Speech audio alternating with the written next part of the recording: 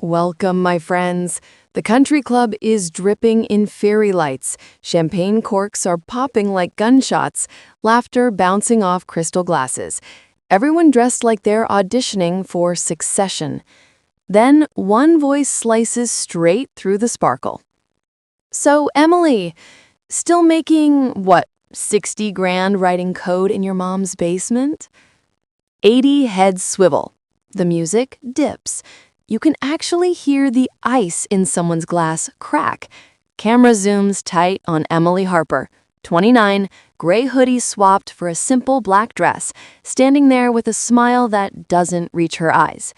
She takes the slowest sip of champagne you've ever seen, sets the glass down like she's placing a chess piece, and says 6 little words that ended 4 entire careers in 8 seconds flat.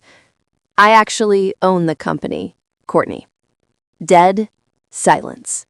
If that just gave you goosebumps, hit subscribe right now, like this video so it blows up, and drop in the comments where you're watching from, because trust me, you're gonna need your girls for what comes next.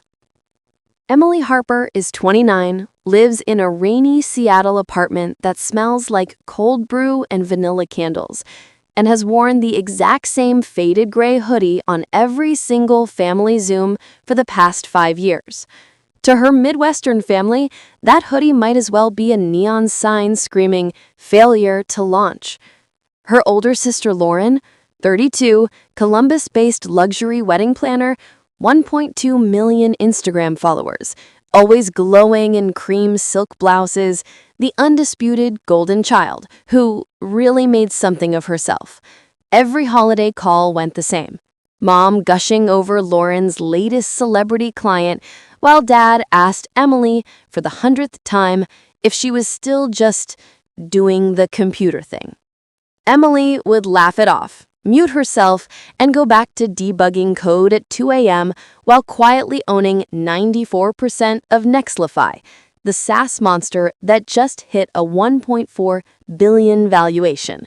But to them, she was still the awkward teen who spent prom night speedrunning Elden Ring, the daughter who wasted her life on screens, the sister Lauren loved to hug in photos while whispering, "You'll figure it out someday, Em." They never saw the 7-figure wire transfers. They never saw the Forbes 30 Under 30 email she deleted without telling anyone.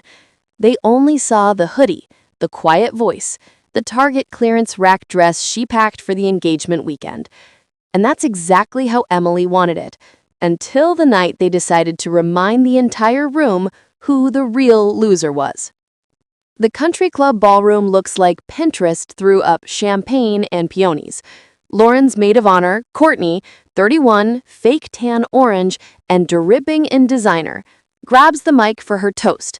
Everyone's smiling, phones up, ready for tears and champagne cheers.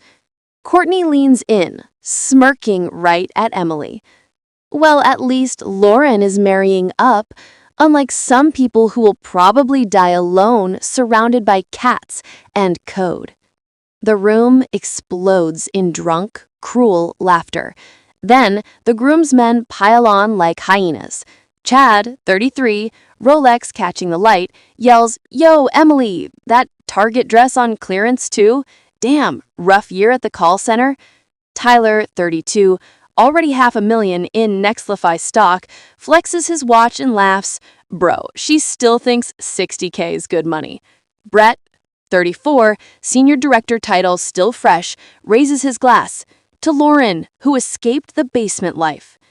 They're all Nextlify employees, senior ones. Just got their promotion emails that morning, 6-figure bonuses, RSUs that could buy a house in cash. They're mocking their own boss. And they have no idea the woman in the clearance rack dress is the reason any of them can even afford those Rolexes. Emily doesn't flinch, doesn't cry, doesn't even blink. She just sets her champagne flute down so gently the glass doesn't even clink, excuses herself with the softest "1 second," and walks across the ballroom like she's floating. Heels silent on the marble, smile still glued on. Every eye follows her because something in the air just shifted. like the moment before lightning. She reaches the DJ booth, whispers something, hands him her phone.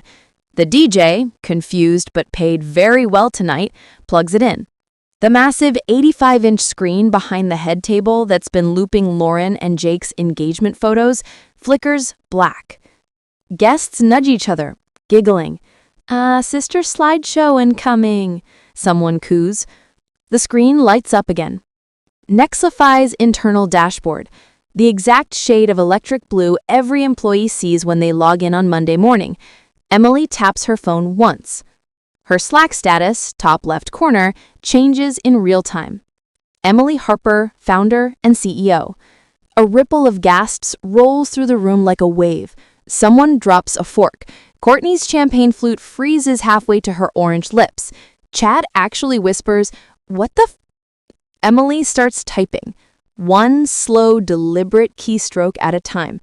You can hear them over the speakers because the DJ accidentally left the aux hot. Click, click, click. The cursor moves to the company directory, and that's when the first scream tries to crawl out of Courtney's throat, but it dies the second Emily's finger hovers over enter. The soft, Nexlified ding echoes through the ballroom like a gunshot. Courtney's phone buzzes on the table. She stares at it, then up at the screen, then at Emily. Her spray tan can't hide how white she just went. Next, Chad actually stands up, chair scraping, mouth open like he's about to say something. Nothing comes out. His Rolex suddenly looks rented. 4 phones, 4 identical HL notifications, 4 lives erased in 8 seconds flat. The stock options alone were worth over $400K each, fully vested next quarter. Gone. Health insurance, 401K match, the company Amex Black cards they were flashing 20 minutes ago, gone. Courtney makes this choked sound, half laugh, half sob. This is a joke, right? Emily, tell them it's a prank. Emily doesn't even look at her. She just locks her phone, slips it into her pocket, and finally turns around. The entire room is frozen. Lauren's fiancé is holding her up because her legs gave out. Someone in the back is filming on portrait mode like a psychopath. Emily walks back to her seat, picks up her champagne, and takes another slow sip. Then, so quietly the mic barely catches it, she says, "Check your email, guys. Severance is 0. And yes, I saw the group chat where you called me basement troll. HR loved that one." She smiles, the same smile she's been wearing all night, only now everyone understands what it really meant. Lauren's fiancé Jake, red-faced and sweating through his Tom Ford tux, forces the fakest laugh in history. "Okay, haha, great prank, Em. You really got us. Everyone back to dancing." The room stays graveyard silent. Emily tilts her head, almost gentle. "Jake, I don't do pranks." Then she drops the nuke everybody somehow forgot was still in the air. For the last 2 years, every single brand deal Lauren posted, the Bali Villa, the Cartier partnership, the 6-figure wedding content fund, that wasn't sponsors. That was me. Anonymous wires from Nexlify's marketing budget. I paid for the venue you're standing in right now, the $82,000 ring on her finger. The Maldives honeymoon deposit that just got refunded to my account 30 seconds ago. Lauren lets out this broken little wheeze and looks at her hand like the diamond might disappear. It doesn't. Yet. Emily keeps going, soft as silk. Total damage? About $1.7 million once the venue sues for breach of contract. And Lauren, sweetheart, your entire grid is about to get very quiet when every follower finds out your luxury lifestyle was just your little sister's petty cash. Jake's mouth opens, closes, opens again. Courtney is openly crying into her napkin. Chad is staring at the ceiling like he's praying the roof collapses and ends it. The math lands all at once. No jobs, no income, $500,000 in upcoming wedding bills, and a very public reputation that just turned radioactive. Emily raises her glass one last time. "To family," she says. Nobody drinks. Emily sets her glass down, finally, and the soft clink sounds like a gavel. "One last thing before I go," she says. voice sweet as poisoned honey. She taps her phone again. The screen flashes to a new video file titled, "Why We Fired These 4 People. Mandatory Culture Training." It starts playing. Audio only at first, just voices everyone in that room recognizes instantly. Mom on Christmas Zoom. Emily, honey, maybe put on a blouse for once. Lauren laughing at Thanksgiving. She's literally wearing the same hoodie she had in high school. I'm embarrassed for her. Courtney at the bridal shower. At least I don't look like I code for fun in my mom's basement. Chad on a recorded company happy hour. Yeah, my girlfriend's sister is this total loser who still plays video games at 30. Years of it. Every smirk, every eye roll, every bless her heart, stitched together into a perfect 6-minute nightmare. The video ends with today's footage.